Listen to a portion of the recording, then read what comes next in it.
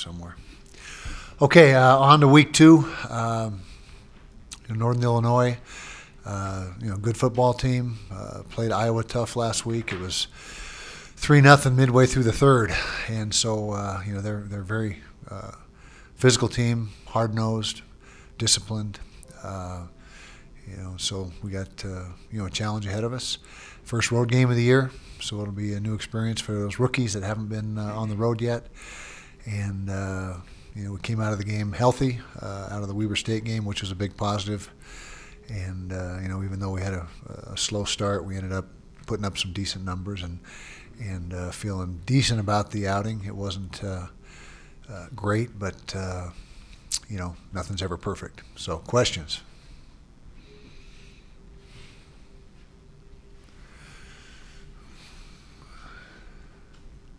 Kyle, the defense put up some good numbers, but I know you're big on takeaways. What's the balance there, and did you feel like it was a great defensive effort? Or? Yeah, I'd say it was a very good defensive effort. Weber played it pretty close to the vest. There wasn't a lot of opportunity, as much opportunity for takeaways as in some weeks. But we tackled well. We only missed 6 tackles the entire game, which is very good in any game, particularly for an opener. And when you think about how little live work we had during the fall camp, that we were pleased with that. Coach, you're used to playing in some big-time environments, but this is I think the smallest stadium, 23,000 they're going to play in. Is that going to kind of change the atmosphere? Is it going to be different, you think? No, I don't think so. Players pretty well tune out the opposing crowd regardless of where you're at, and that's just something that I don't think will be a big factor either way. Did either Nick Ford or Orlando Umana solidify that left guard spot? No, they both played well in spots. Both had a few errors here and there, but it should be the same approach this week, where they both get time and just continue to play both of them until there is separation, if there is separation. Last couple of years, there's kind of at the beginning of the season, there's been some issues with maybe a little bit of penalties and obviously red zone offense. But last week, both were great for you guys. Is that an emphasis that you guys had, or is that just the way the game was played out? Well, both of them. Like, which one are you talking in particular, or both? Penalties and both. Yeah. Penalties. We work hard to make sure our guys understand the rules and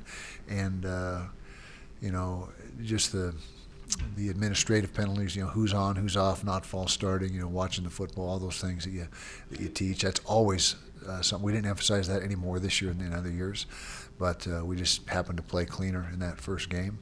And then red zone, still a work in progress. We were 2 out of 3 in our estimation, 2 touchdowns and 3 trips. That last trip, we kind of called off the dogs and ended up, just kicking a field goal. I'm pretty sure we could have scored had we been working towards that, but it was good to see us start off on the right foot there, because you're right, both those issues have been something that's been not real positive for us in the past. How did you think Jason Shelley responded to his opportunity? Very well. He came in, showed a lot of poise, made great decisions, threw a nice deep ball down the field to Jalen Dixon. Looked very athletic running the football. I mean, when he pulled that on the read zone and went around the edge, it was he looked like a guy that done that before, which he had in high school. That was his forte in high school. Yeah, what were your thoughts of the first week in the Pac-12? Did you get a chance to watch any of the games? Yeah, I watched a few games. I certainly watched the Washington-Auburn game. That was a game that was entertaining and a lot of good defense, and could have gone either way. Got a chance to see a little bit of the Stanford game Friday night, and one other game I saw a little bit of. Washington State and Wyoming. Watched a little bit of that.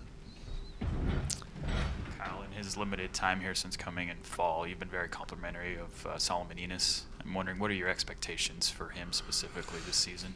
We have high expectations of Solomon. I think you saw a little bit of a taste of what his capabilities are. We targeted him 3 or 4 times. I think he came away with a couple catches, a PI. He drew a PI, defensive PI, and then one was incomplete. But he's a guy that has a tremendous upside, and he's going to continue to get playing time. Tyler Huntley ran the ball only 7 times. Is that more of a number you're comfortable with as opposed to the 17 or 18 he was doing last year? Well, it's week to week, and some weeks it'll be more than that. Some weeks it may be a little less. It just depends on the opponent and what the game plan is. But Tyler Huntley's got a great ability to run the football, and we're not going to just take that away. That would be stupid to just take that away.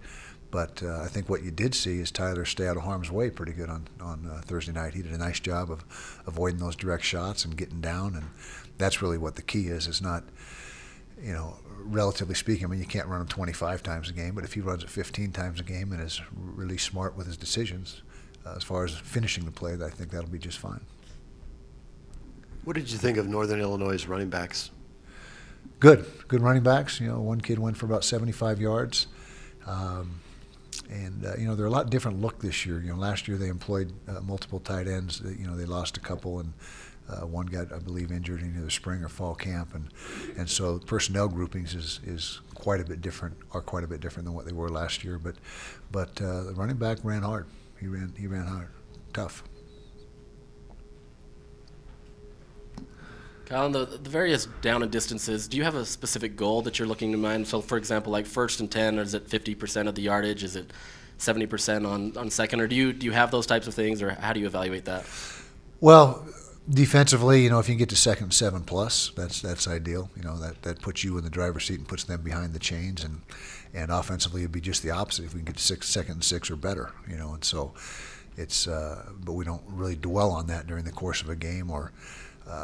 You got to mix it up. You can't just run the ball every time on 1st and 10 to try to get to 2nd and 6. I mean, you got to be able to change things up. But yeah, you don't want to be behind the chains on offense, and you want to keep the opponent behind the chains on defense. So yes, it does factor in, but not it's not at the forefront of our minds. That's just what we'd like to be able to do. 2 questions on the offensive line. Based on the film, did Tyler get hit on that interception? Yes, he did. Yeah, he got his leg, he got hit in the hip, and that definitely altered the throw. And then overall, how did the offensive line play? Not bad. It was, we expect a lot out of our O-line. We returned 4 of our 5 starters on the offensive line, and there was a few breakdowns here and there, but not many. And for the most part, we rushed for what I guess the stats changed a little bit, about 250 after they tweaked some of those runs of Covey's that were actually counted as passes because we flipped the ball forward. But I think that for an opening game, pretty good performance out of the offensive line, and we got to continue to get better. But that was a good starting point. The play before Mitch Wichnowski's fake punt, it was 3rd and 5, I believe, about midfield. You guys took a shot pretty deep down the field. Was that play call there because you thought the fake punt was coming up after that? Well, the fake punt was not really a called fake. Mitch has, based on what he sees, we have built-in opportunity for him. He's such an athlete. He's such a great athlete that if he sees certain things, then he's going to pull the ball down and run. And he's so far through his career has proven to be a very good decision maker on that. And so, no, it didn't factor into that particular next 4th down because that was something that just it just happened because of the structure of what they did. More questions? Kyle, do you buy into that old adage that a team makes its greatest improvement between game 1 and game 2? And if so, what do you guys need to do in game 2 to fulfill that? Well, usually I think that is the case. If you're talking about the whole season, I think there's the most progress that happens during that period of time. What we need to do is we need to start better. That's for certain. That's something that was obvious on Thursday night as we didn't start very well. And I'm talking about offense. Defensively, just find a way, as we talked about before, find a way to get a takeaway. We didn't get a takeaway in the game, but and then special teams, we have plenty to work on there. Had a punt or a field goal block for the first time in 6 or 7 years. Turned the ball over on a punt return. Caromed off our guy. And then Northern Illinois did a nice job with they blocked a punt of Iowa's. It was a great scheme and blocked the punt. And so they did some good things on special teams as well. And I think they blocked 5 last year. So they're a team that knows how to block punts. We got to make sure we take care of that. Questions? Thank you. Okay.